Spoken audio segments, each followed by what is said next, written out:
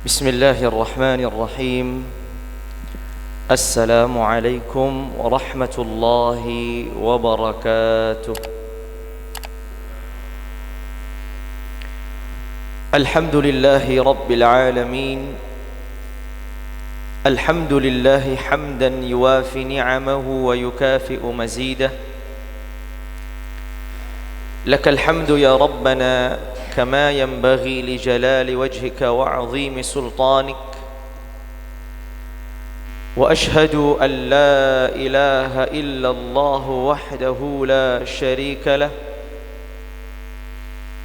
وأشهد أن سيدنا محمدا عبد الله ورسوله.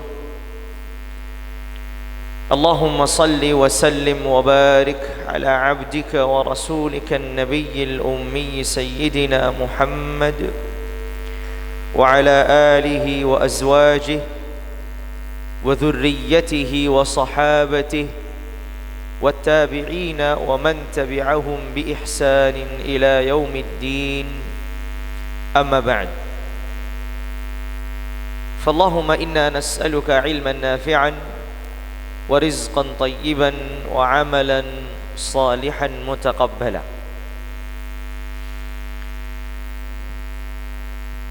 Jamaah kajian Ahad pagi di Masjid Ar-Raudhah yang dirahmati dan dimuliakan Allah Tabaraka wa Ta'ala. Pada kesempatan pagi hari ini kita memohon, kita berdoa, kita bermunajat kepada Allah Tabaraka wa Ta'ala agar menjadikan pertemuan dan majlis kita ini adalah majlis yang dipenuhi dengan rahmat dan kasih sayangnya.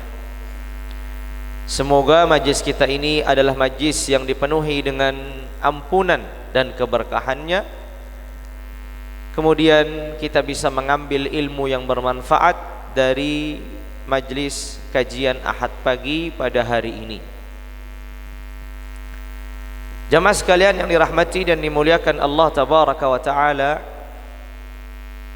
pada kesempatan pagi hari ini kita akan membahas tentang satu perjalanan dari perjalanannya Nabiullah dan Rasulullah Musa alaihi salam. Kisahnya Nabi Musa alaihi salam di dalam Al-Quran terulang beberapa kali, karena dalam kisahnya Nabi Musa ada beberapa pelajaran yang bisa diambil dari perjalanan beliau, termasuk yang juga berarti dalam perjalanan beliau ini adalah kisah perjalanan Nabiullah Musa dan Kalimullah Musa alaihi salam dalam menuntut ilmu dan berguru. Semoga dengan kita mempelajari dan menyimak kajian tentang Nabiullah Musa dalam berguru dan menuntut ilmu, kita juga memiliki semangat untuk menghadiri ta'lim, untuk menghadiri kajian, untuk menghadiri majlis ilmu. Itu tujuan kita sama-sama menyimak kisahnya Nabiullah Musa alaihi salam.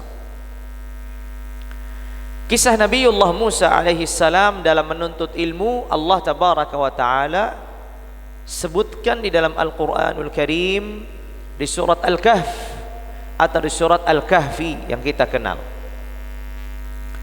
dari ayat 60 sampai ayat 82. Di surah Al-Kahfi dari ayat 60 sampai ayat 82. Allah Tabaraka wa Ta'ala berfirman di awalnya, wa idh qala Musa li fatahu la abrah hatta ablugha majma'al bahrain aw amdiya huquba. Disebutkan dalam periwayatan sahabat yang mulia yaitu Abdullah ibnu Abbas radhiyallahu taala anhuma wa ardahuma. Suatu saat Nabiullah Musa dan Rasulullah Musa alaihi salam menjadi khatib, berkhutbah di hadapan Bani Israel. Ketika ia berkhutbah dengan khutbah yang sangat lantang, sangat mengena, banyak dari kalangan Bani Israel tersentuh dengan khutbahnya Nabiullah Musa alaihi salam. Banyak di antara mereka yang tergetar hatinya, begitu juga banyak di antara mereka yang menangis dengan khutbah yang disampaikan oleh Nabiullah Musa alaihi salam. Lalu kemudian setelah selesai Musa alaihi salam menyampaikan khutbah tersebut, Musa meninggalkan tempat tersebut dan diikuti oleh seorang dari kalangan Bani Israel. Dari kalangan Bani Israel datang menyapa Musa alaihi salam dan bertanya padanya, "Ya Musa, wahai Musa, adakah atau ya Musa, siapakah orang yang lebih berilmu? Siapakah orang yang berilmu?" Maka Musa menjawab, "Orang yang paling berilmu adalah diriku, anak." Ketika ditanya, "Siapa orang yang paling berilmu di permukaan bumi ini?" Maka Musa menjawab, "Akulah orangnya." Karena Nabiullah Musa alaihi salam tidak mengembalikan ilmu ini kepada Allah tabaraka wa taala, maka Allah memberikan satu pelajaran bagi dirinya. Kata Allah tabaraka wa taala kepada Musa, "Ya Musa, sesungguhnya di sana ada orang yang lebih memiliki ilmu daripada dirimu." Ada orang yang lebih memiliki ilmu daripada dirimu. Lalu Musa bertanya, "Ya Rabb, siapa itu orangnya?" Orang itu engkau akan jumpai di pertemuan dua laut, yang kemudian kita kenal. Orang itu dikenal dengan Al-Khadir alaihi salam, seorang nabi. Dalam salah satu pandangan yang disebutkan oleh para ulama, ia adalah seorang nabi yang dikenal dengan Al-Khadir alaihi salam. Nabiullah Musa kemudian membawa dan mengajak pelayannya, muridnya yang dikenal oleh nama Yusha ibnu Nun alaihi salam.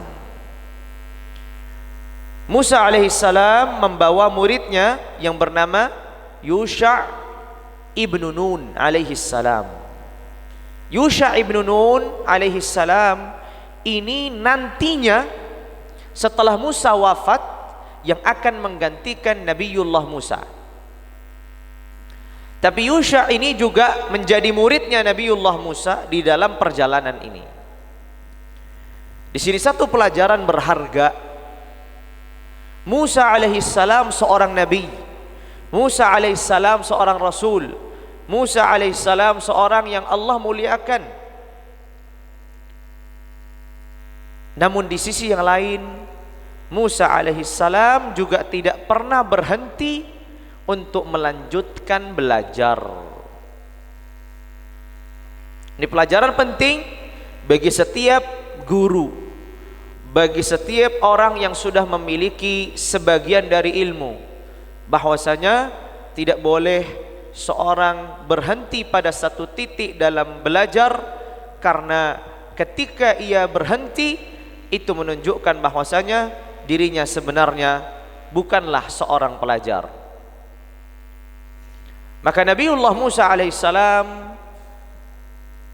wa ala nabiyyina afdhalus salati wa atammus salam mengatakan kepada pelayannya yang bernama Yusha ibnu Nun, "Wa idh qala Musa li fatahu la abraha hatta ablugha majma'al bahraini aw amdiya huquba." Kata Musa alaihissalam kepada Yusha ibnu Nun, "La abrah, aku tidak akan tinggal sampai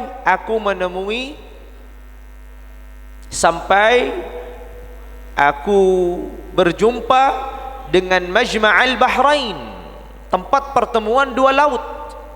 Atau pilihan yang lain, aku akan terus melanjutkan perjalanan sampai aku menemui tempat tersebut tanpa ada hentinya. Dan ini pelajaran yang lain yang bisa kita ambil dari Nabiullah Musa adalah semangat beliau dalam belajar.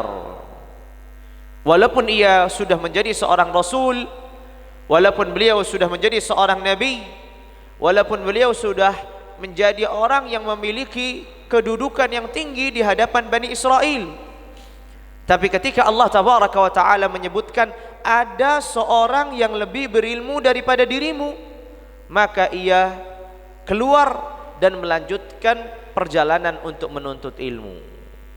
Begitu pula pelajaran yang berharga. Salah satu sunnahnya para salafus salih ridwanullahi ta'ala alaihim adalah ar-rihlatu fi talabil ilm, berjalan atau keluar dari negerinya untuk menuntut ilmu. Tentu proses keluar dari negeri untuk menuntut ilmu itu biasanya dilakukan para salafus salih ridwanullahi ta'ala alaihim setelah menuntaskan dan menyelesaikan pembelajaran dari orang-orang berilmu di dalam negerinya. Baru kemudian ia keluar untuk mengambil ilmu dari sumber-sumber ilmu lain yang ada di luar negerinya.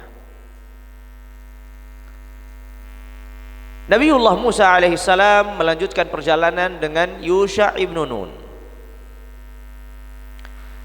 Allah Tabaraka wa Ta'ala berfirman, "Falamma balagha majma'a bainihima nasiya hutahuma fattakhadha sabilahu fil bahri saraba." Setelah Musa dan Yusha ibn Nun melanjutkan perjalanan dan Allah Tabaraka wa Ta'ala sudah memberikan satu tanda.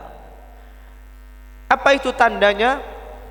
Musa diperintahkan untuk membawa ikan di dalam keranjang, dan ikan di dalam keranjang ini dijadikannya sebagai bekal.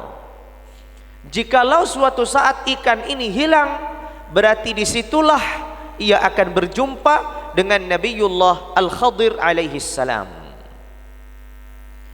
Yusha ibn Nun membawa ranjang dan ikannya ini. Sampailah mereka berdua di satu tempat yang disebut dengan Majma'al Bahrain, tempat bertemunya dua laut. Ketika keduanya beristirahat, tertidur karena perjalanan, tiba-tiba ikan yang di keranjang ini kembali lagi hidup, padahal sebelumnya sudah mati. Tiba-tiba kembali lagi hidup dan masuk ke dalam laut. Yusha ibn Nun menyaksikan dan melihat peristiwa ini.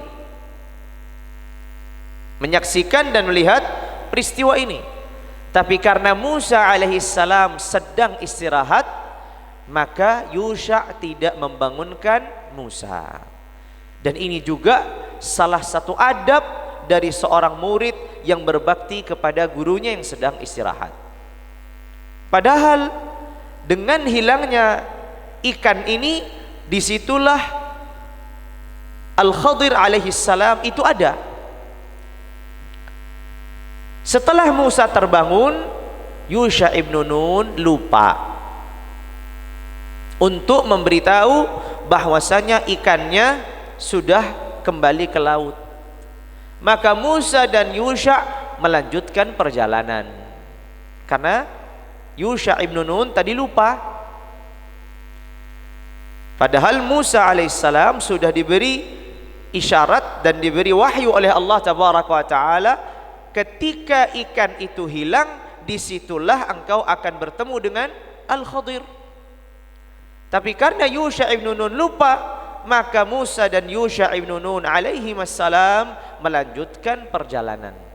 Dan lihatlah Allah Tabaraka wa Ta'ala ketika berfirman, falamma balagha majma'a bainihima nasiya hutahuma. Keduanya lupa. Padahal yang lupa itu adalah Yusha ibn Nun, bukan Musa. Tapi Allah tabaraka wa taala mengatakan nasiya, keduanya lupa.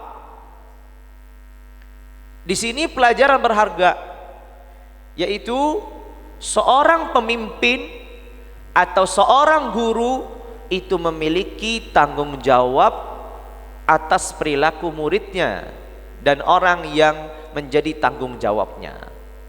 Ketika ia melakukan kesalahan lalu kemudian tidak dilakukan evaluasi, maka bukan hanya seorang murid yang menjadi salah, guru juga menjadi salah. Akhirnya keduanya lah dinisbatkan lupa itu padanya. Ya, padahal yang lupa siapa? Yusha ibn Nun. Tapi Allah mengatakan nasiya, keduanya lupa. Padahal yang lupa adalah Yusha ibn Nun, bukan Musa.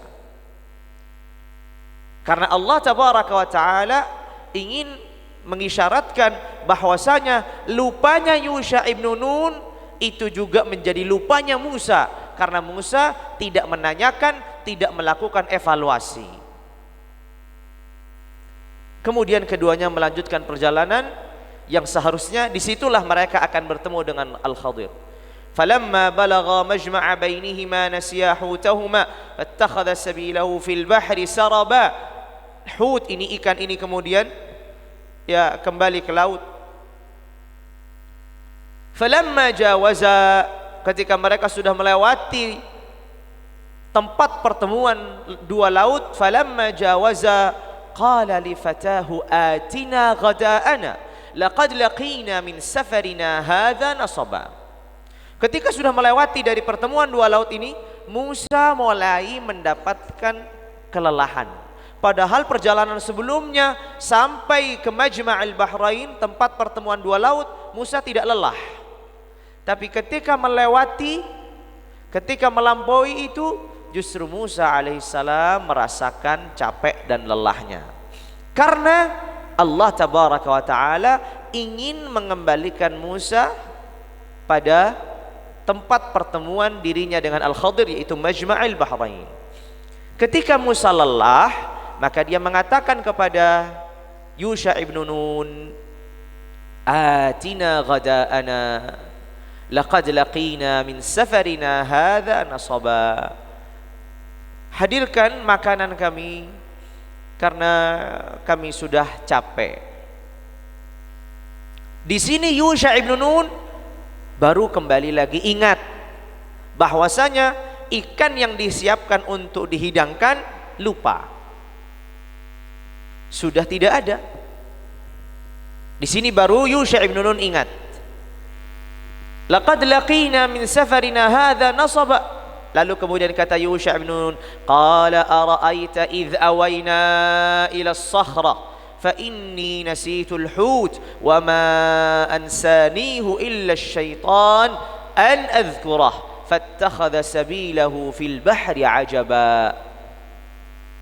Kata Yusha ibn Nun, saya lupa bahwasanya ikan yang saya bawa itu sudah kembali ke laut. Saya lupa untuk memberitahu dirimu wahai Musa. Andai kata kita kembali lagi ke belakang untuk mencari ikan tersebut.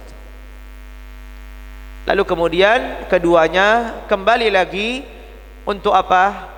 Menyusuri tempat di mana mereka telah melampaui batas yang harusnya disitulah dipertemukannya Nabiullah Musa dan Al-Khadir. Kembalilah mereka kedua ke tempat di mana hilangnya ikan tersebut.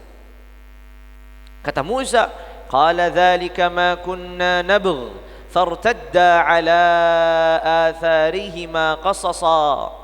Kemudian mereka kembali. Kata Musa, itu yang sebenarnya kita tujukan. Tujuan kita adalah Majma'al Bahrain, tempat bertemunya dua laut, dan tujuan kita adalah di saat ikan itu hilang. Maka kembalilah Musa dengan Yusha ibn Nun untuk mencari ikan tersebut dan mencari Nabiullah Al-Khadir alaihi salam di sana. Fawajada 'abdan min ibadina atainahu rahmatan min indina wa 'allamnahu min ladunna ilma. Qala lahu Musa هل أتبعك على أن تعلمني مما علمت رشدا قال إنك لن تستطيع معي صبرا وكيف تصبر على ما لم تحط به خبرا قال ستجدني إن شاء الله صابرا ولا أعصي لك أمرا قال فإن اتبعتني فلا تسألني عن شيء حتى أحدث لك منه ذكرا. Ketika Musa alaihissalam sampai di Majma' al-Bahrain, sampai di mana ikan itu hilang, maka Musa mendapati Nabiullah Al-Khadir alaihissalam sedang terbaring dan tertutup dengan kain. Musa mengucapkan salam kepada Al-Khadir alaihissalam. Lalu kemudian Musa alaihissalam mengatakan, Allah tabaraka wa ta'ala berfirman, yang didapati oleh Musa, fawajada abdan, sifatnya Nabiullah Al-Khadir. Satu, Allah tabaraka wa ta'ala mensifatinya sebagai seorang hamba. Jamaah sekalian yang dirahmati dan dimuliakan Allah tabaraka wa ta'ala, ketika manusia diberi oleh Allah tabaraka wa ta'ala sifat sebagai hamba Allah, maka ia dalam kondisi yang paling terbaik. Karena Rasulullah alaihi afdalus salati wa atammus salam ketika melakukan perjalanan Isra dan Mi'raj, Allah tabaraka wa ta'ala tidak mensifatinya sebagai nabi, tidak mensifatinya sebagai rasul, tapi mensifatinya dalam kondisi sebagai seorang hamba. Allah tabaraka wa ta'ala berfirman, subhanalladzi asra bi'abdihi, bukan bi rasulihi, bukan bi nabiyyihi. Padahal Musa alaihissalam atau Rasulullah Sayyidina Muhammad ibn Abdullah salawatu rabbi wa salamu alaih dalam kondisi yang paling mulia, bertemu dengan Allah, tapi Allah mensifatinya sebagai hambanya. Dan inilah puncak dari kedudukan seorang manusia, yaitu ketika menghamba kepada Allah tabaraka wa ta'ala. Maka Allah jalla wa ala menyebut sifat yang pertama dari Al-Khadir alaihissalam itu apa? Seorang hamba. Musa mendapati seorang hamba, fawajada abdan min ibadina. Kemudian sifat yang kedua, atainahu rahmatan min indina, kami berikan rahmat pada dirinya. Sifat yang kedua yang ada pada diri Al-Khadir alaihissalam adalah ia memiliki rahmat, kasih sayang. Lalu kemudian sifat yang ketiga, abdan min ibadina atainahu rahmatan min indina wa 'allamnahu min ladunna ilma. Sifat yang ketiga, Khadir ini adalah orang yang memiliki ilmu. Allah tabaraka wa ta'ala mengajarkan ilmu yang dikenal dengan ilmu ladunni. Karena Allah tabaraka wa ta'ala berfirman, wa 'allamnahu min ladunna ilma, dan kami ajarkan dari kami ilmu pada Al-Khadir alaihissalam. Maka Al-Khadir alaihissalam memiliki tiga sifat. Pertama, ia seorang hamba. Kedua, ia seorang memiliki kasih sayang. Ketiga, ia memiliki ilmu. Dan inilah seharusnya sifat setiap mukmin yang beriman kepada Allah tabaraka wa ta'ala.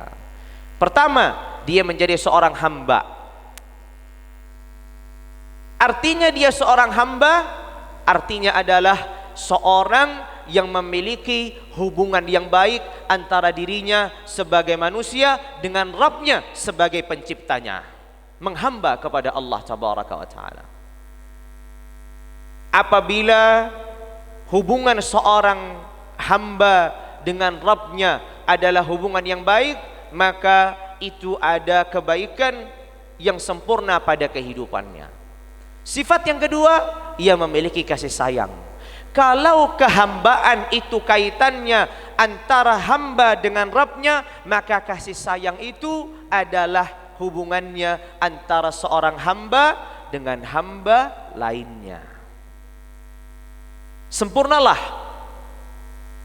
sifat yang dimiliki Nabiullah Al-Khadir, seorang hamba yang memiliki hubungan baik antara dirinya dengan Rabbnya, seorang manusia yang memiliki kasih sayang antara dirinya dengan manusia lainnya. Lalu kemudian yang terakhir yaitu apa? Wa 'allamnahu min ladunna ilma. Nabiullah Al-Khadir ini memiliki ilmu yang Allah tabaraka wa taala berikan, tidak Allah berikan kepada Nabi Musa. Di sini seorang yang hadir di majlis ilmu pentingnya untuk bercermin dan introspeksi. Ketika dia ingin menambah ilmunya dan ketika ia ingin melanjutkan dalam menuntut ilmunya agar Allah ajarkan kepada ilmu pada dirinya, maka dia harus memiliki dua sifat sebelum layak untuk mendapatkan ilmu yang Allah ajarkan. Apa dua sifat sebelum mendapatkan ilmu? Menjadi seorang hamba dan memiliki kasih sayang. Karena dengan dua bekal ini ilmunya akan sangat bermanfaat bagi dirinya.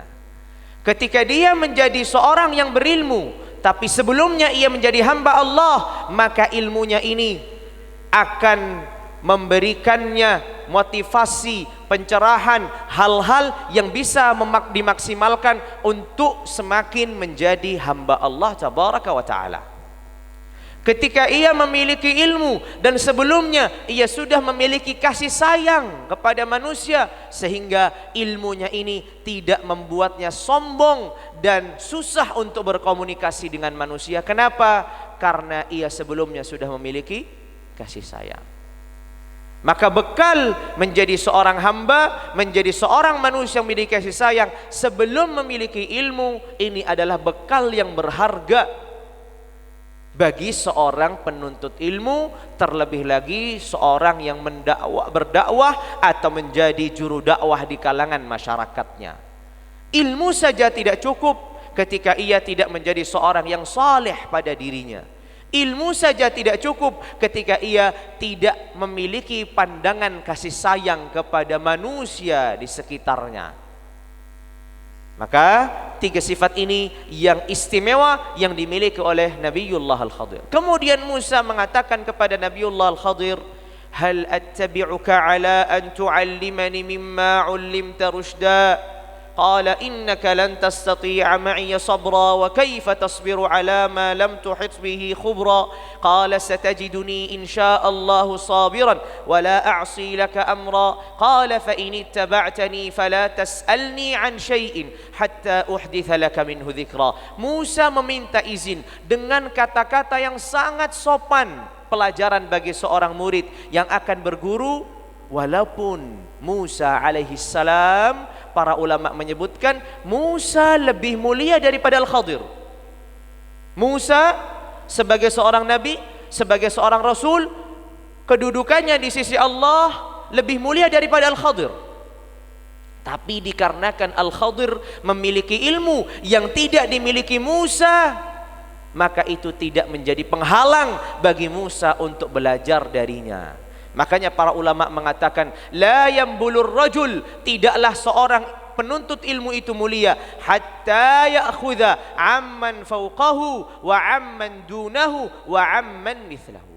Tidaklah seorang penuntut ilmu itu mulia sampai dia mengambil ilmu dari yang lebih senior, dari yang lebih junior, dari yang semisal dengannya. Normalnya orang kalau mau menuntut ilmu akan mengambil ilmu dari yang lebih berilmu, lebih senior secara keilmuan. Namun ketika ia mampu mengambil ilmu dari yang semisal, maka menunjukkan bahwasanya ilmu yang dicarinya itu murni ketulusan dan keikhlasan kepada Allah tabaraka wa taala. Tidak ada di situ persaingan yang tidak sehat antara akran, antara sesama dan seusia, karena dia mau menerima ilmu itu dari siapapun. Lebih-lebih lagi kalau seorang mau belajar dari yang junior dan di bawahnya. Ini yang dilakukan Nabiullah Musa kepada Al-Khadir. Musa dan Al-Khadir, kalau diposisikan, maka Musa jauh lebih mulia daripada Al-Khadir alaihi salam.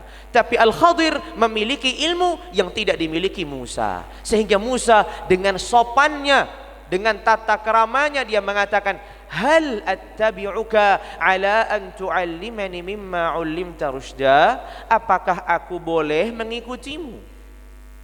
Pertanyaan, apakah aku boleh mengikutimu agar aku bisa belajar dari dirimu petunjuk-petunjuk dan ilmu? Musa tidak mengatakan aku mau belajar pada dirimu, tapi dia bertanya, bolehkah aku belajar dari dirimu sehingga aku mendapatkan petunjuk dan ilmu? Hal attabi'uka ala an tu'allimani mimma 'ullimta rusyda? Tapi kata Al-Khadir alaihi salam, innaka lan tastati'a ma'iya sabra. Musa, engkau tidak akan mampu, tidak akan kuat bersabar denganku. Kenapa?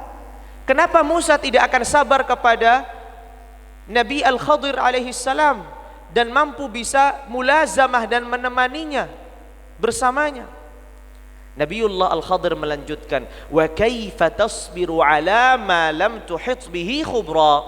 Bagaimana engkau mampu bersabar pada hal-hal, pada perkara-perkara yang engkau tidak mengetahui secara keutuhan dan hakikatnya? Dan inilah manusia. Manusia akan sangat susah menerima manusia lainnya dan perilaku orang lain yang salah ketika ia tidak mengetahui alasan, ketika tidak mengetahui sebabnya. Namun ketika ia mengetahui alasan dan sebabnya, maka dia akan lebih mudah untuk memahaminya. Seorang manusia kalau melihat, mendengar satu perilaku yang salah yang dilakukan oleh orang lain, sangat susah untuk diterimanya. Kenapa? Karena tidak mengetahui alasannya, dan itu wajar. Allah tabaraka wa ta'ala juga mengatakan demikian kepada Musa. Kata Al-Khadir kepada Musa, engkau tidak akan bisa bersabar denganku. Bagaimana engkau bisa bersabar di saat engkau tidak mengetahui hakikatnya? Wa kaifa tasbiru ala ma lam tuhit bihi khubra? Makanya disinilah pentingnya seorang apabila melihat perilaku yang salah dari orang lain, untuk mencari tahu, untuk mengklarifikasi, untuk menelaah lebih dalam apa alasan dan sebabnya, agar kalaulah memang itu salah, setidaknya dia mengetahui kenapa terjatuh dalam kesalahan ini. Bisa jadi karena tidak tahu, bisa jadi karena terpaksa, bisa jadi karena sebab tertentu, sehingga bukan untuk membenarkan kesalahan, tapi untuk mengurangi sikap kasar dan kerasnya ketika menyikapi kesalahan yang terjadi pada orang lain. Ketika seorang mampu memahami alasan dan sebab orang lain terjatuh dalam kesalahan, maka dia mampu bersikap dengan sikap yang bijaksana. Bukan membenarkan kesalahannya, bukan. Tapi ketika ia bersikap, ketika ia akan membenahi, ketika akan menasehati, dia akan menasehati lebih bijak. Kenapa? Karena dia sudah tahu alasan dan sebabnya. Berbeda halnya ketika manusia hanya mengetahui perilaku yang salah tanpa mencari tahu runtutan sebab sebelumnya dan alasan, maka sikapnya akan cenderung kasar, keras, menyalahkan tanpa toleransi. Makanya Al-Khadir alaihi salam mewanti-wanti Musa, innaka lan tastati'a ma'iya sabra wa kaifa tasbiru ala ma lam tuhit bihi khubra? Engkau tidak akan bisa sabar. Bagaimana ceritanya kamu bisa sabar sedangkan engkau tidak mengetahui hakikat sesuatu dan perkara yang akan aku jalani? Kata Musa, setelah Nabiullah Al-Khadir mengatakan, innaka lan tastati'a ma'iya sabra wa kaifa tasbiru ala ma lam tuhit bi khubra qala satajiduni insya'allahu sabiran wa la a'si laka amra. Engkau akan mendapati diriku orang yang sabar insyaallah. Lihat, digantungkan kepada Allah. Tidak mengatakan aku orang yang sabar. Kata Musa, satajiduni insyaallahu sabira. Engkau akan mendapatiku insyaallah, kalau Allah berkehendak engkau akan mendapatiku seorang yang sabar. Wala a'silaka amra, dan aku tidak akan membangkang perintahmu sama sekali. Musa yang memiliki kedudukan, Musa yang memiliki pengikut, Musa yang memiliki Bani Israel, tiba-tiba berguru kepada seorang yang di bawahnya secara kedudukan di sisi Allah tabaraka wa ta'ala, dan mengatakan aku akan bersabar mengikutimu, aku tidak akan membangkang atas perintahmu. Inilah pelajaran tawadhu', rendah hati dari seorang guru yang memiliki banyak jamaah, yang memiliki banyak pengikut. Tapi di saat ia kembali lagi berguru, kembali lagi menjadi murid, ia lupakan seluruh kedudukan dan jabatannya di tempat tinggalnya, karena dia kembali murni menjadi seorang murid. Disinilah ia mampu memisahkan kondisi ia menjadi seorang guru dan kondisi ia menjadi seorang murid. Kerendahan hati Musa alaihissalam Allah ajarkan kepada kita agar kita menjadi seorang penuntut ilmu yang rendah hati, sekalipun kita memiliki kedudukan, memiliki jabatan, memiliki sandang gelar di tempat masing-masing, bahkan memiliki pengikut dan jamaah yang banyak. Tapi ketika duduk di majelis ilmu dan menjadi seorang murid layaknya seperti yang lain, maka semuanya menjadi sama di hadapan majelis ilmu. Wala a'silaka amra. Tapi Al-Khadir mensyaratkan satu syarat. Apa itu syaratnya? Fa inittaba'tani, kalau engkau mengikutiku, fala tas'alni an syai', jangan bertanya kepadaku tentang apapun. Hatta uhditha laka minhu dzikra, sampai aku sendiri yang akan mengabarkanmu.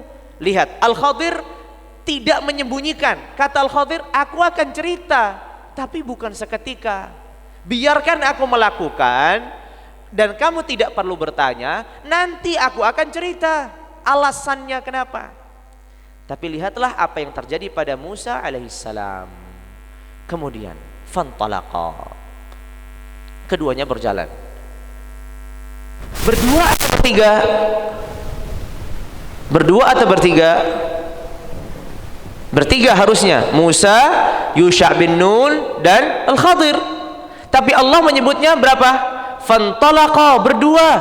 Kemana Yusha ibn Nun? Fantalaqa, keduanya berjalan. Siapa keduanya? Al-Khadir dan Musa berjalan. Tapi Yusha ibn Nun, Allah tabaraka wa ta'ala tidak tampakkan. Kenapa Allah tabaraka wa ta'ala tidak tampakkan? Karena Allah tabaraka wa ta'ala ingin memperlihatkan Musa sebagai seorang murid, bukan Musa sebagai seorang guru yang memiliki murid yang berkhidmat padanya. Tadi sebelumnya ketika melakukan perjalanan di awal, Musa masih sebagai seorang guru yang dikawani dan ditemani oleh muridnya, yaitu Yusha ibn Nun. Tapi kali ini Musa sudah menjadi murid. Masa murid masih memiliki murid yang berkhidmat padanya? Murid harus menjadi mutlak sebagai murid yang berkhidmat kepada gurunya, bukan mencari orang lain yang berkhidmat pada dirinya. Fantalaqa, keduanya berjalan, sang guru dan sang murid, gurunya Al-Khadir dan muridnya Musa. Yusha ibn Nun tidak disebutkan, karena sekali lagi Allah ingin menampakkan Musa alaihissalam sebagai murid yang berkhidmat kepada gurunya, bukan sebagai murid yang ada orang lain berkhidmat pada dirinya. Lalu kemudian keduanya berjalan, fantalaqa. Keduanya berjalan di tepi pantai. Ketika keduanya berjalan di tepi pantai, lewatlah perahu. Penghuni perahu ini mengenali Al-Khadir alaihissalam. Maka Al-Khadir alaihissalam dipersilahkan untuk naik ke perahu ini secara cuma-cuma, secara gratis. Tidak dipungut biaya. Padahal orang-orang memiliki perahu ini ada orang-orang yang miskin, orang-orang yang fakir, yang tidak memiliki banyak harta. Mereka justru butuh upah. Tapi karena mereka melihat Al-Khadir sebagai hamba Allah yang saleh, maka digratiskan. Fantalaqa hatta idza rakiba fis safinati kharaqaha qala akharaqtaha litughriqa ahlaha laqad ji'ta syai'an imra. Ketika Al-Khadir di atas perahu ini, tiba-tiba Al-Khadir melubangi perahu ini, membuat lubang di perahu ini. Musa yang melihatnya. Gimana ini? Kita sudah naik perahu ini secara gratis. Lagi pula orang-orang di perahu ini adalah orang-orang yang tidak mampu. Kalau dia merusak perahu ini, lalu mereka akan bekerja dengan apa? Hatta idza rakiba fis safinati kharaqaha qala akharaqtaha litughriqa ahlaha laqad ji'ta syai'an imra. Musa tidak bertanya, tapi Musa protes. Musa tidak mengatakan, "Kenapa engkau lubangi?" Musa tidak mengatakan demikian. Allah tabaraka wa taala berfirman, Musa tidak mengatakan, "Lima kharaqtaha?" Kenapa engkau lubangi? Musa tidak mengatakan demikian, tapi Musa mengatakan, "Akharaqtaha litughriqa ahlaha laqad ji'ta syai'an imra." Apakah engkau melubanginya agar penghuni kapal ini tenggelam? Pengingkaran dari Musa. Musa tidak bertanya, padahal tadi yang dilarang oleh Nabiullah Khadir apa? Jangan bertanya. Ini lebih daripada bertanya, ini protes. Akharaqtaha litughriqa ahlaha laqad ji'ta syai'an imra. Tapi Musa ketika protes di sini itu dalam kondisi lupa. Jelas dalam kondisi lupa. Kalau kita tidak bisa memahami kondisi Musa, maka kita akan menyalahkan Musa. Musa ini gimana? Tadi sudah berjanji tidak akan bertanya, malah ujuk-ujuk Musa protes. Tapi Rasulullah alaihi afdhalus salati wa atamus salam menyebutkan Musa lupa, dan Allah juga mengatakan bahwasanya Musa ketika melakukan protes ini dalam kondisi lupa. Lihat, kalau kita ditanya apa yang dilakukan Musa ini salah atau benar? Secara perjanjian, apa yang dilakukan Musa ini salah atau benar? Salah. Tapi apakah kita akan menyikapi dengan sikap yang keras kepada Musa dan kita katakan Musa tidak tepat janji? Tidak, kita katakan demikian. Kenapa? Karena ketika Musa melakukan kesalahan ini dalam kondisi lupa. Itulah pentingnya seorang ketika menghukumi perilaku orang lain, maka jangan hanya melihat dari perilakunya yang salah, tapi teliti, telaah, konfirmasi, klarifikasi, cari tahu apa sebabnya. Maka Nabiullah Al-Khadir mengatakan, "Alam aqul innaka lan tastati'a ma'iya sabra?" Aku kan sudah bilang, kamu tidak akan bisa sabar. Apa kata Musa? Qala la tu'akhidhni bima nasit wa la turhiqni min amri usra. Kata Musa alaihissalam, aku lupa. Jangan engkau hukum aku karena kelupaanku. Aku lupa. Al-Khadir pun tidak menghukumnya. Ya sudah, dibiarkan. Al-Khadir tidak mengatakan sudah selesai karena engkau telah mengingkari janji, maka berpisahlah antara diriku dengan dirimu. Tidak demikian. Al-Khadir sebagai seorang guru memahami kondisi Musa sebagai seorang murid yang melakukan kesalahan karena motif lupa, karena sebab lupa, sehingga bisa diterimanya kembali sebagai seorang murid. Lalu kemudian fantalaqa, keduanya kembali lagi melanjutkan perjalanan. Fantalaqa hatta idza laqiya ghulaman faqatalah qala aqatalta nafsan zakiyatan bighairi nafsin laqad ji'ta syai'an nukra. Peristiwa yang kedua ini lebih mengherankan daripada peristiwa yang pertama. Kalau peristiwa yang pertama tadi melubangi kapal, tapi tidak sampai tenggelam, mereka semuanya selamat. Yang kedua ini lebih hebat, peristiwa yang menakjubkan bagi Musa, mengherankan. Apa? Ketika mereka sedang berjalan, Al-Khadir bertemu dengan anak kecil. Di dalam satu periwayatan, Al-Khadir ini memegang kepalanya, lalu kemudian dipisahkan antara kepala dan jasadnya. Oh, berat sekali nih pemandangan ini. Ya, mengerikan ini, dahsyat. Dia megang kepala anak kecil ini, anak kecil ya, bukan orang dewasa, anak kecil. Tiba-tiba dipisahkan antara kepala dan jasadnya. Fantalaqa hatta idza laqiya ghulaman faqatalah, dibunuh. Dalam hadis yang diriwayatkan oleh Imam Ibn Abbas, Abdullah bin Abbas as-sahabiyul jalil radhiyallahu taala anhu wa ardahuma, Khadir ini memegang kepala anak kecil ini dan dipisahkan antara kepala dan jasad. Jamaah sekalian yang dirahmati dan dimuliakan Allah tabaraka wa taala, jangan kita melihat, oh sadis sekali Nabiullah Al-Khadir. Nabiullah Al-Khadir melakukan itu karena perintah Allah, bukan dirinya sendiri. Allah memang memerintahkan begitu. Kalau sudah perintah Allah, apa? Selesai.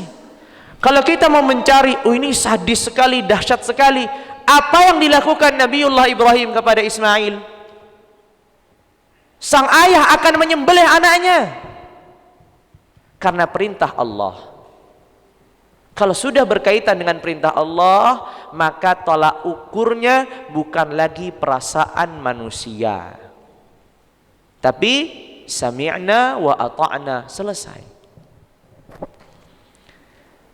Lalu kemudian Nabiullah Musa ketika menyaksikan peristiwa yang sangat dahsyat, menakjubkan dan mengherankan ini, kembali lagi ia protes. Aqatalta nafsan zakiyatan bighairi nafsin laqad ji'ta syai'an nukra. Apakah engkau membunuh satu jiwa tanpa hak? Engkau telah mendatangkan perkara yang mungkar. Gimana ceritanya? Anak kecil normalnya tidak berdosa, tiba-tiba engkau bunuh begitu saja. Nabiullah Al-Khadir kembali lagi mengatakan, alam aqul laka. Perhatikan teguran pertama dan kedua, ada perbedaan. Teguran pertama dari Nabiullah Al-Khadir, alam aqul innaka lan tastati'a ma'iya sabra. Enggak ada kalimat laka. Tapi teguran yang kedua, alam aqul laka, untuk menegaskan teguran yang kedua ini lebih keras daripada teguran yang pertama. Alam aqul innaka lan tastati'a ma'iya sabra, ketika Musa lupa.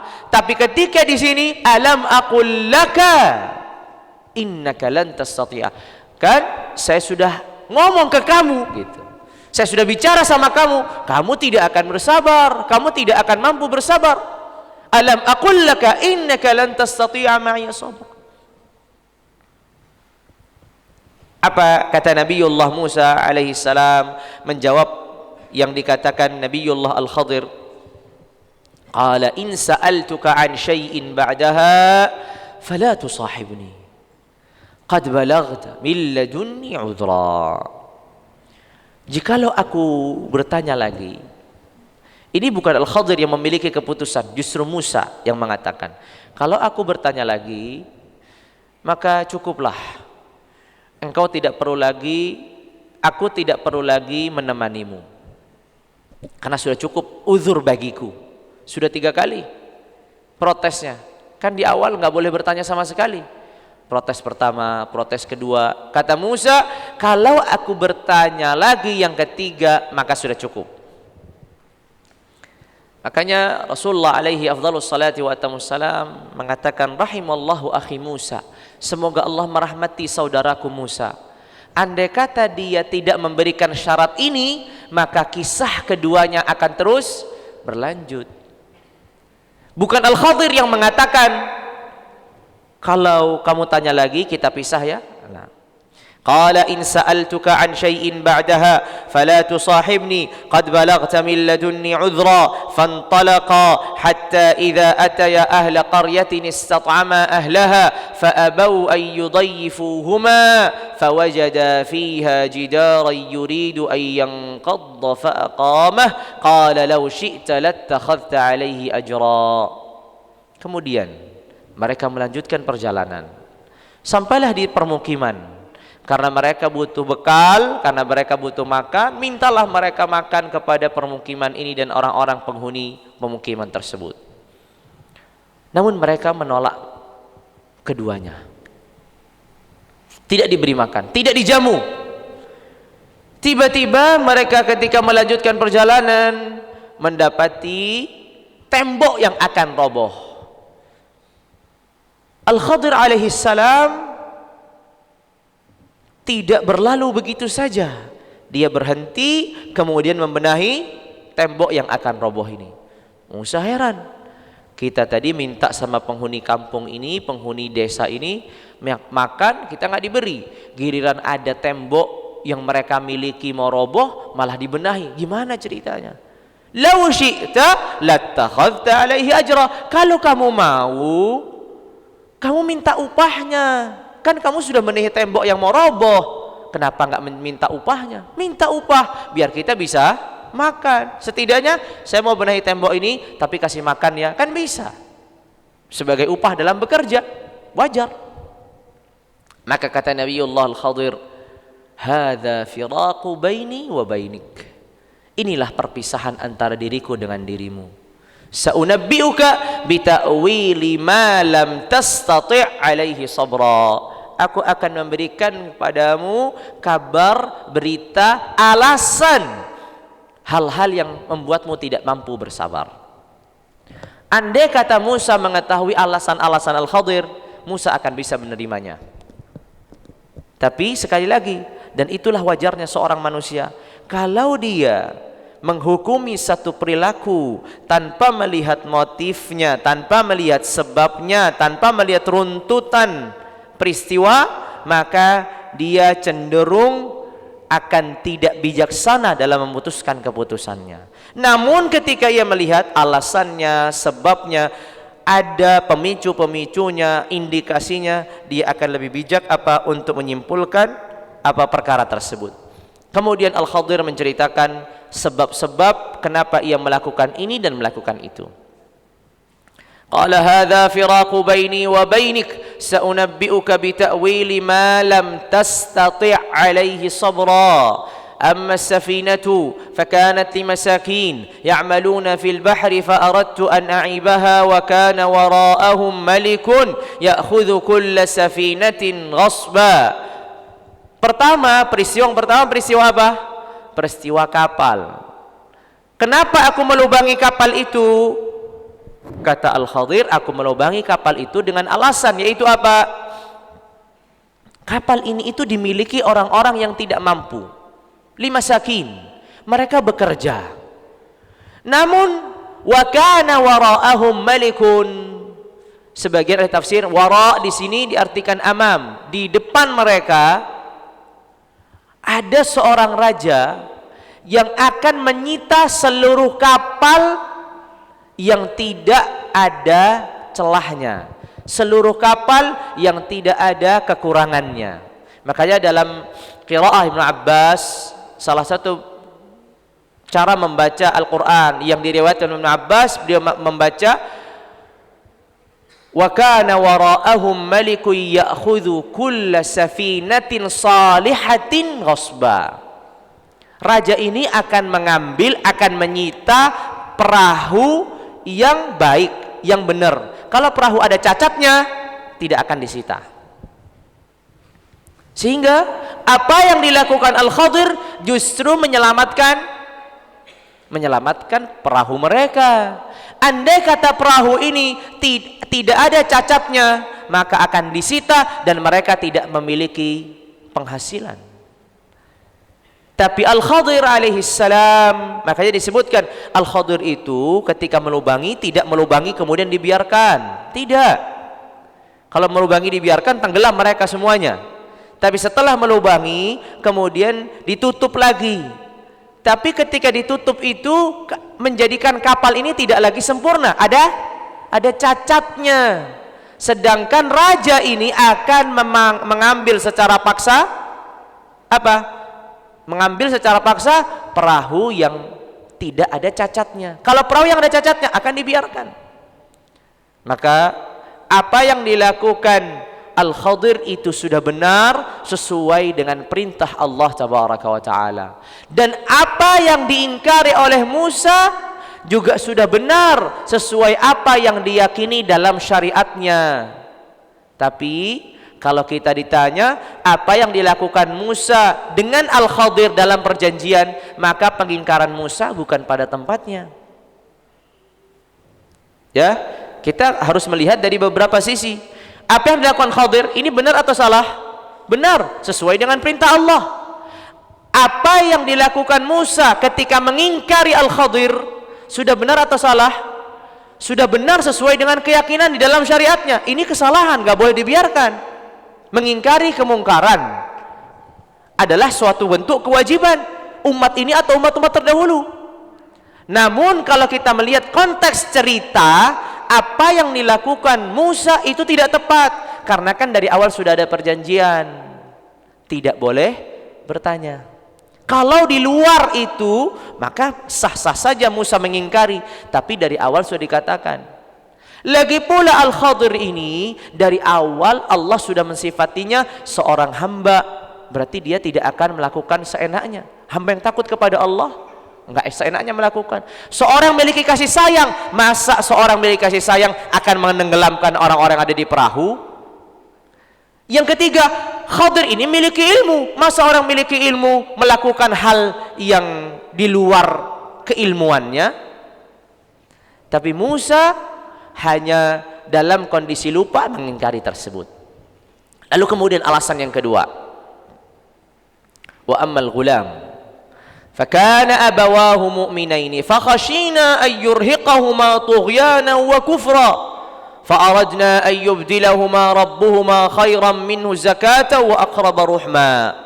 Sedangkan anak kecil ini adalah anak kecil yang kafir, sedangkan kedua orang tuanya adalah orang yang beriman.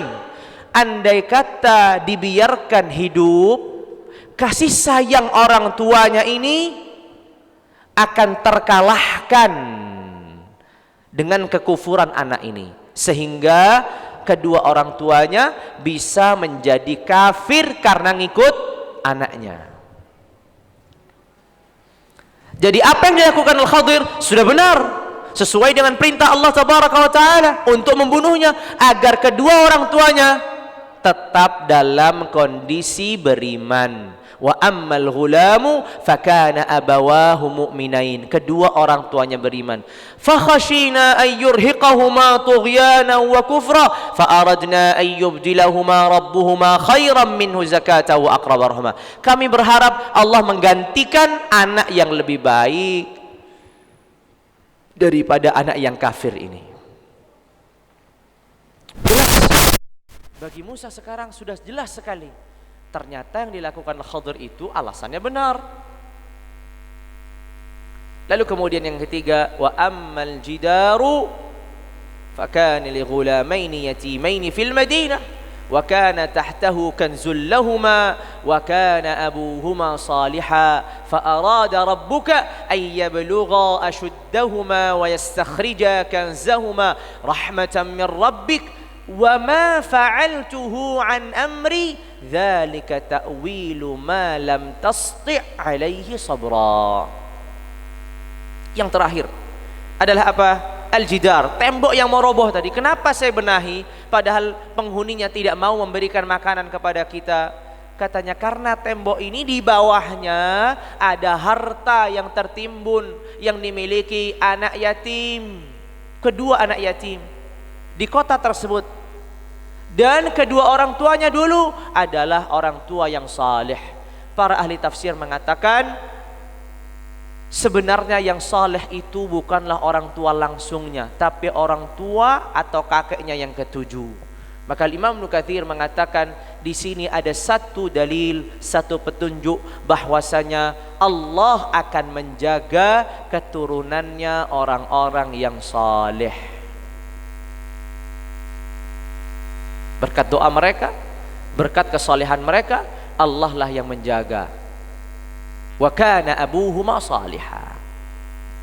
Fa arada rabbuka ay yablugha ashaddahuma wa istakhrija kanzahuma rahmatan min rabbih. Allah ingin mengeluarkan harta yang tertimbun ini ketika mereka sudah dewasa nanti.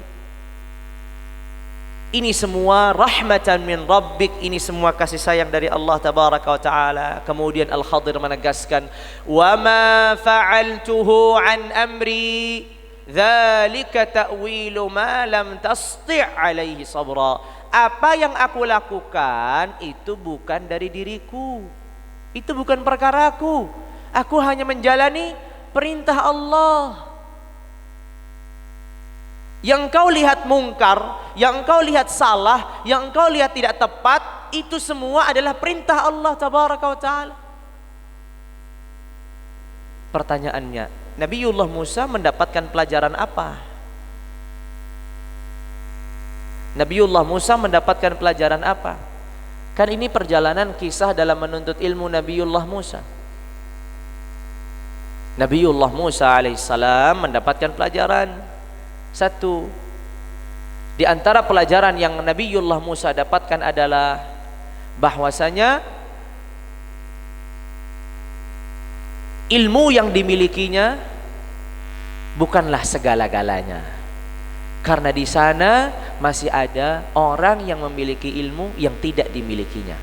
Selama ini Nabiullah Musa menganggap dia orang yang paling berilmu. Ilmu yang dimilikinya bukanlah segala-galanya. Tapi di sana ada orang yang memiliki ilmu di luar ilmunya Nabiullah Musa. Kurang apa Nabiullah Musa? Berbicara langsung dengan Allah. Nabiullah memiliki kitab Taurat. Al-Khadir tidak memiliki itu semua. Nabiullah Musa memiliki Bani Israel, di mana Nabiullah Musa ini termasuk orang yang pengikutnya banyak. Disebutkan dalam hadits syafa'ah atau hadis di padang mahsyar, ketika Rasulullah alaihi afdhalus salati wa atamus salam sedang menanti dan menunggu umatnya, tiba-tiba datang kumpulan manusia yang sangat banyak. Dikira itu umatnya, ternyata itu adalah umatnya Nabi Musa. Tapi wa fawqa kulli dhi ilmin alim. Kalau bahasa kita, di atas langit itu masih ada langit. Itulah yang pelajaran berharga yang diterima oleh Nabiullah Musa. Pelajaran yang lain adalah apa? Agar Nabiullah Musa tidak tergesa-gesa dalam menghukumi perilaku yang dilihatnya sebagai kesalahan.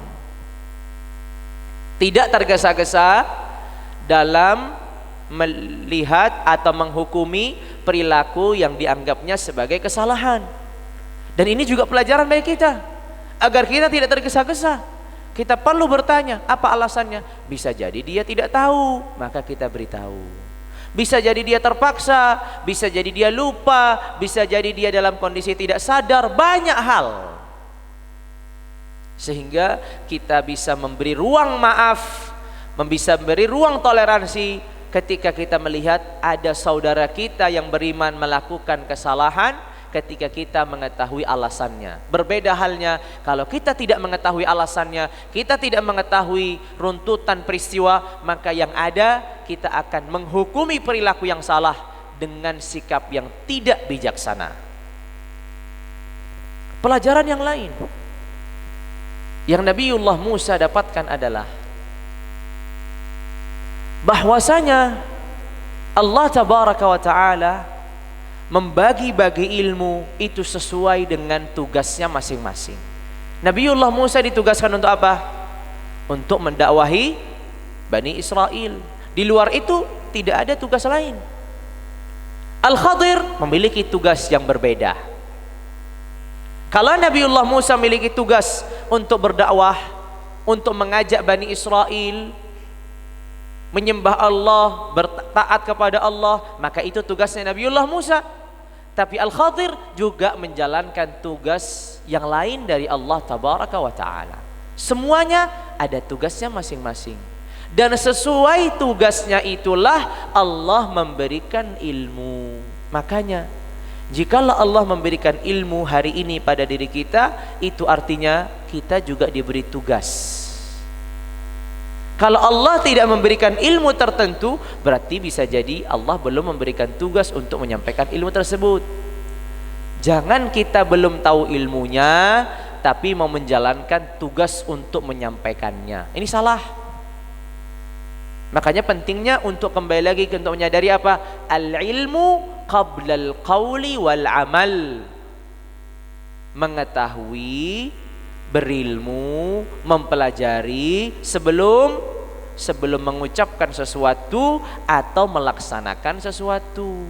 Apalagi mengajak orang lain. Ini penting. Belajar belum tuntas, sudah banyak masalah dan keributan yang dimunculkan. Kenapa? Karena saya begini, karena saya begini, karena saya begitu. Ikuti saja alur belajarnya, bertahap, satu demi satu, sabar. Nanti Allah Tabaraka wa Ta'ala akan berikan jalannya. Pelajaran yang lain yang Nabiullah Musa alaihissalam dapatkan adalah kesabaran sebagai pintu dibukanya ilmu. Kesabaran sebagai pintu dibukanya ilmu. Tanpa ada kesabaran, maka ilmu itu tidak akan diraih dan didapatkan. Andai kata sebagaimana Rasulullah alaihi afdhalus salati wa atamus salam berangan-angan, Musa sabar, maka kita akan banyak dapat ilmu dari perjalanan mereka. Tapi qaddarallah, Allah sudah menentukan bahwasanya Nabi Musa tidak bisa sabar, sehingga kita hanya mendapatkan 3 kisah tadi. Begitu juga seorang penuntut ilmu harus bersabar dalam menuntut ilmu. Para ulama mengatakan salah satu sifat ilmu itu bakhil, pelit. Kenapa pelit? Apabila kita memberikan seluruh waktu raga yang kita miliki, ilmu itu hanya akan memberikan kita sebagiannya. Idza a'taita kullak a'taka ba'dahu. Ilmu itu kalau engkau berikan seluruh dirimu, maka dia hanya akan memberikan sebagiannya. Maka disitulah pentingnya orang bersabar. Duduk di majelis ilmu, datang ke majelis ilmu, istiqamah dan terus lanjut di majelis ilmu. Karena di majelis ilmulah dia mendapatkan ilmu yang bermanfaat, dia mendapatkan motivasi untuk melanjutkan ketaatan dan peribadatannya. Ia terhalangi dari hal-hal yang buruk yang bisa terjadi jikalau tidak dia hadir di majelis ilmu. Banyak yang ia dapatkan. Tapi pintu terbukanya ilmu adalah kesabaran. Tanpa kesabaran tidak akan apa? Tidak akan mendapatkan ilmu. Kemudian pelajaran yang lain yang bisa didapatkan juga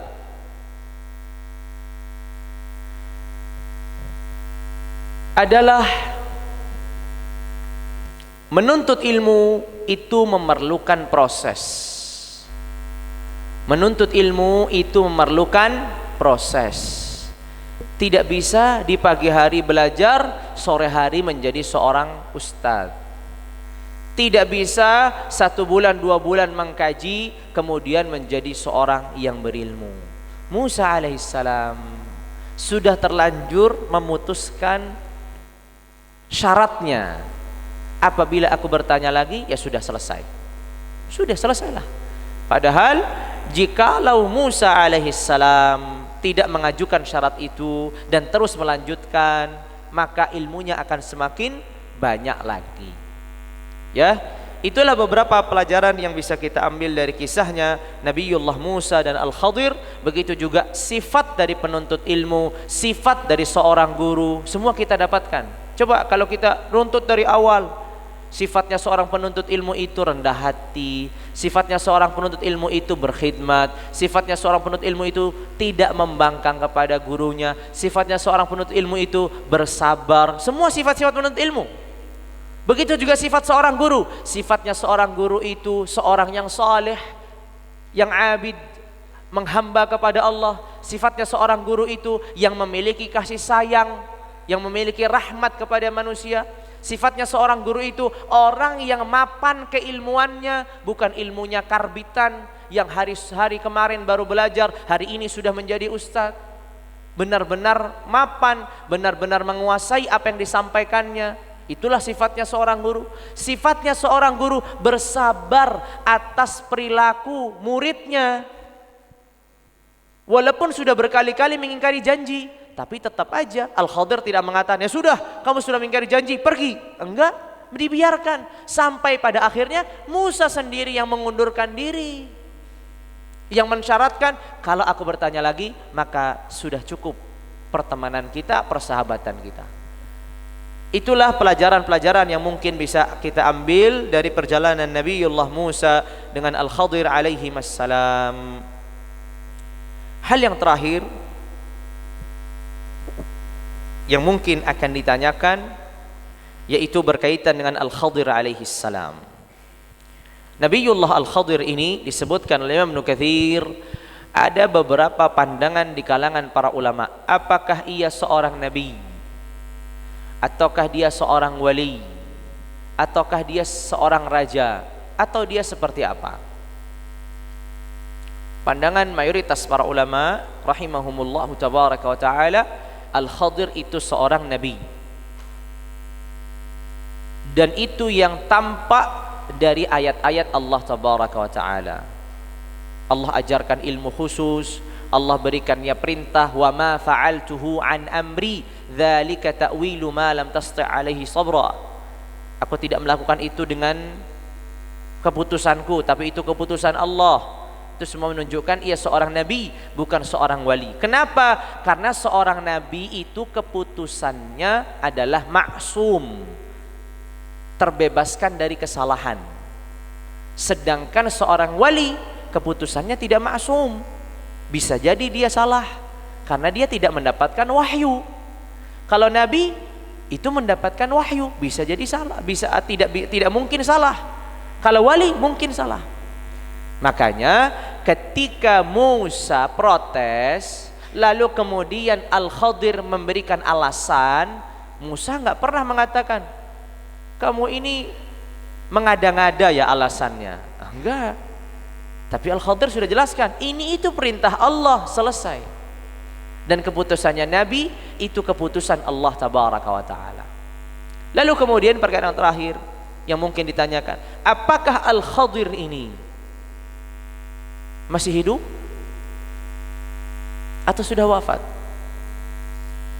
Al-Imam Ibnu Katsir bisa ditelaah di kitabnya Qisasul Anbiya, kisah-kisahnya para nabi, mengatakan bahwasanya jumhur para ulama mengatakan Nabi Al-Khadir ini masih hidup. Begitu kata Imam Ibnu Katsir. Bukan saya yang mengatakan ya, silahkan dibaca sendiri. Namun beliau sendiri lebih condong untuk mengatakan Nabi Al-Khadir sudah wafat. Ibnu Katsir ya, beliau lebih condong untuk mengatakan bahwasanya Al-Khadir ini sudah wafat.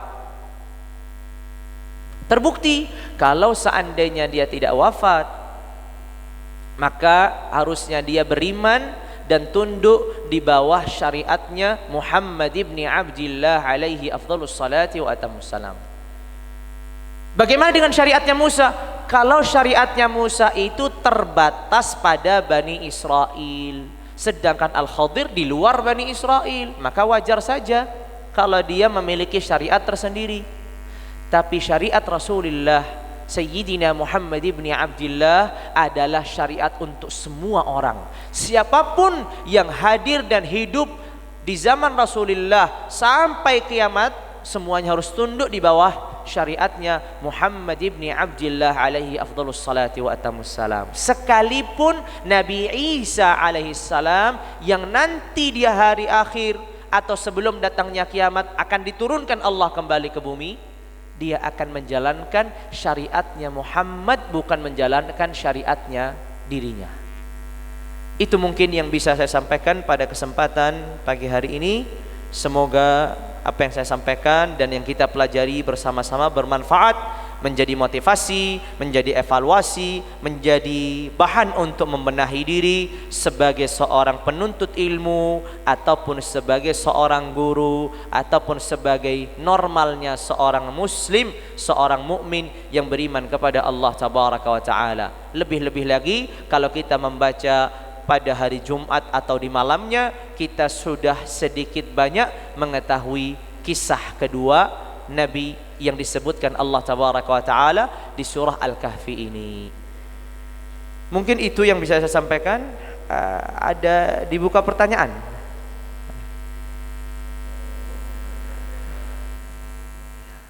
Kelihatannya jelas, Pak. Biasanya kalau kajian yang jelas itu nggak perlu dibuka pertanyaan. Kalau kajian yang susah untuk difahami ya baru dibuka pertanyaan. Kan kajian kita pada pagi hari ini kisah. Kalau tidak ada pertanyaan, ada pertanyaan? Masya Allah. Iya, monggo. Terima kasih. Al-Quran itu telah banyak menceritakan tentang Nabi Musa. Lah, pertanyaan saya, lebih berat mana perjalanan Nabi Musa sama nabi-nabi yang lainnya? Terima kasih. Ya. Di dalam Al-Quran, Allah Tabaraka wa Ta'ala banyak menceritakan Nabiullah Musa dengan Bani Israel. Bahkan bisa dikatakan Nabi yang paling banyak terulang kisahnya di dalam Al-Quran adalah Nabi Musa. Lebih banyak daripada Nabi Adam, lebih banyak daripada Nabi Nuh, lebih banyak dari Nabi-Nabi yang lainnya. Nabi Musa paling banyak terulang kisah dalam Al-Quran. Pertanyaannya adalah, perjalanan mana yang lebih baik? Karena Allah mengulang-ulang. Apakah ini mengisyaratkan bahwasanya perjalanan Nabiullah Musa itu lebih baik daripada perjalanan seluruh nabi? Kita perlu perhatikan bahwasanya Allah Tabaraka wa Ta'ala ketika mengulang-ulang ayat-ayatnya itu memiliki tujuan. Tidak harus dan tidak serta-merta itu menunjukkan Nabi Musa dan perjalanannya lebih baik daripada yang lainnya. Tapi dalam perjalanan Nabi Musa ada pelajaran-pelajaran yang bisa diambil oleh umat Muhammad salawatu rabbi wassalamu alaihi, yang mungkin dalam perjalanan nabi-nabi yang lainnya tidak ada pelajaran yang bisa diambil, sehingga yang Allah sajikan itu adalah sesuatu yang bisa kita ambil pelajarannya. Tapi kalau ditanya, maka sebaik-baik Nabi dan Rasul adalah Sayyidina Muhammad ibn Abdullah alaihi afdalus salati wa atammus salam, bukanlah Nabiullah Musa ataupun yang lainnya. Wallahu a'lam bishawab. Ada lagi atau kita cukup dengan kafaratul majlis? Cukup ya? Kita cukup dan kafaratul majlis kita tutup dengan subhanakallahumma bihamdika asyhadu an la ilaha illa anta astaghfiruka wa atubu ilaik. Wassalamu alaikum warahmatullahi wabarakatuh.